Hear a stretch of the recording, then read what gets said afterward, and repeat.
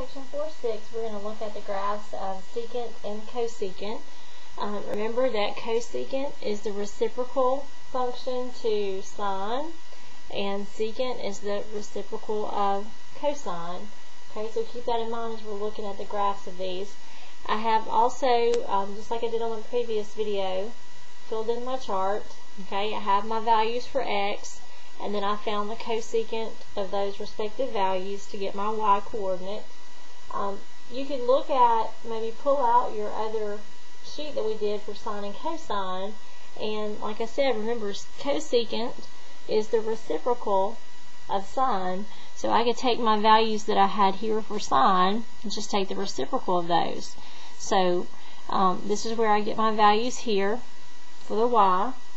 So if I'm going to plot those, you see that we have 0 and the y value is undefined, so I wouldn't have a point here with 0. Pi over 4 is 1.4, and that's just a little bit off my graph. Didn't make it large enough. Pi over 2, the y value is 1.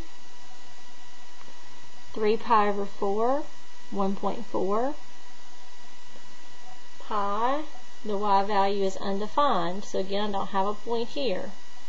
5 pi over 4 is negative 1.4. That would be here. 3 pi over 2, negative 1. 7 pi over 4, negative 1.4. And then 2 pi, undefined. So we would not have a point at 2 pi. Okay, so this is a picture of a graph, or a portion, or one period, we could say, of this graph. At 0, where it's undefined, we actually have a vertical asymptote. Okay, we talked about asymptotes a little bit before when we looked at graphs. We have a vertical asymptote at pi, and then at 2 pi, where those are undefined. Okay, so it helps me sometimes to identify or associate this with the sine function. Okay, remember we said sine starts from the origin, it reaches a height equal to the amplitude, and goes back down to our minimum, and then back to 0. So we can see where our sine function would actually fit in here. And if I kind of took the reciprocal, just picture that in your mind, taking the reciprocal of those, that's where I get the graph for cosecant. Okay, the period of cosecant is going to be the same as it was for sine. Okay, because here if we went past, we would get another graph here, and so on. It would repeat. So my period is 2 pi, and then as far as the amplitude, there is none. Okay, we don't really have an amplitude for cosecant. Okay, now let's look at secant. And again, I've already filled out the chart for cosecant. For secant. Secant is a reciprocal of cosine. So again, that's where you can get your values from here. I'm going to go ahead and plot my points. 0, 1 is here. Pi over 4, 1.4. Pi over 2, undefined.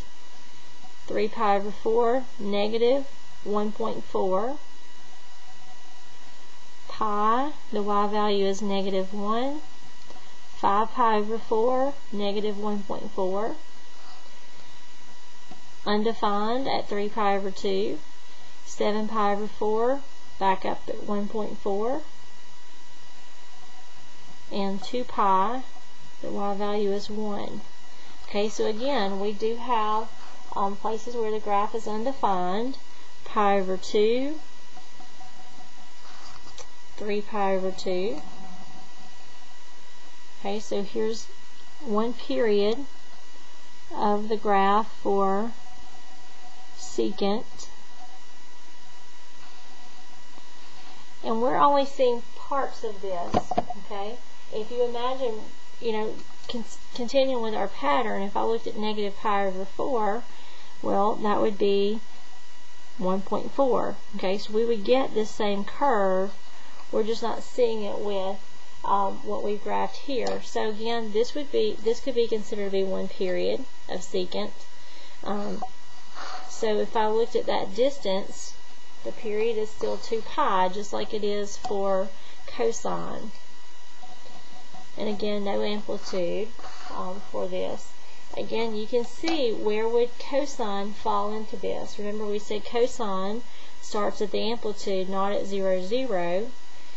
Where I have a vertical asymptote or undefined, cosine would be 0. Again, here would be 0 where I have the vertical asymptote.